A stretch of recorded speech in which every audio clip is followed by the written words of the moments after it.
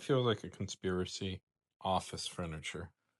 I know that's a weird thing to say, but you gotta really think about it for a second. Office furniture just appears, and only a select few people truly know the intricacies of something like office furniture. It is a silent thing that everybody has experience with, but nobody knows. It's kind of the feeling I get from Tim Robinson's newest series, The Chair Company, which is about the conspiracy of the everyday thing. Tim Robinson, most famous for I Think You Should Leave, stars in this new show. And it's been weirdly not getting as much publicity as I thought it would.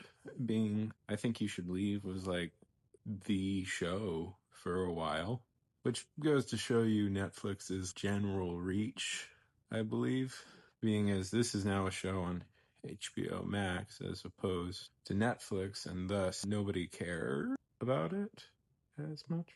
Which is a shame because it is certainly a very interesting show that I had somewhat mixed feelings about as I started watching it, and I think it sold me on the premise.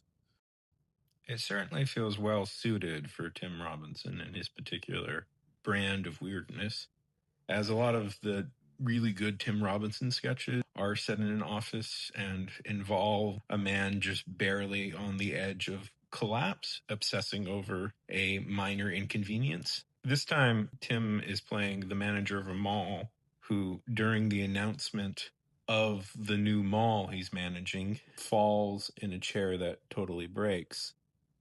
And this is where the obsession begins because he becomes determined to give them all a piece of his mind. As he was embarrassed in front of his bosses and all his employees, and he wants them all to go well because malls are real, matter still, and you've probably been in a mall, you just don't remember it.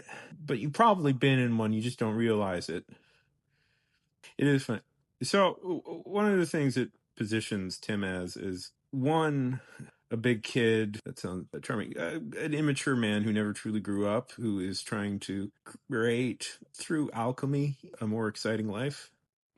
This was an attempt to draw him, but I feel like it has too much the head shape of a soccer player, so I'm abandoning it. See, it's established that Tim's character is really a bundle of nerves, and even though he is vaguely keeping it together and appearing like a successful family man with a athlete star son, I didn't remember for a second what his son did. It's basketball. He plays basketball. I'm relatively certain it's basketball. It might be soccer. And a daughter who's getting married. The reality of it, he's barely holding it together, and he feels like his entire life is passing him by and everything is going wrong. And this chair company thing is proof positive that everybody's against him and nobody likes him in this world. So it starts to lead him to try and find the chair company so they can issue a recall, admit they were wrong, and apologize. And now the question is this all in Tim's head, or Tim's not his name, but I have trouble thinking of him as anything other than Tim Robinson. So real. And so far, the conspiracy might be real. Also, it might be in his head. It might be real, but it also might not be. And I think there's something really interesting about this question. Nobody really knows what they're doing, and everybody just understands just a tiny little bit. And the ability of somebody like Tim's character is being stretched to the limit by being asked to do a lot of different things all at once. So, did I like the show? Well, at times it does threaten to feel like it is a collection of I Think You Should Leave sketches, but with intense, almost Birdman-esque music. But also those sketches are funny. Those scenes are funny. And it's just, I'm reviewing the pilot, by the way. And the pilot starts figuring out what it's doing as it's going along. So I guess I'm cautiously optimistic about it. And that's the best you can really say for a pilot. I don't know.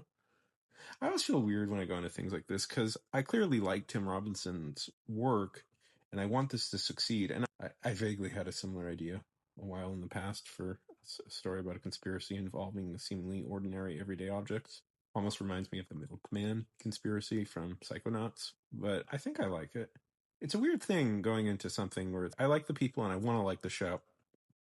You're like, I like it. But it's, unless you're a complete cynical asshole, usually you go into something with the hope of liking it, I guess. So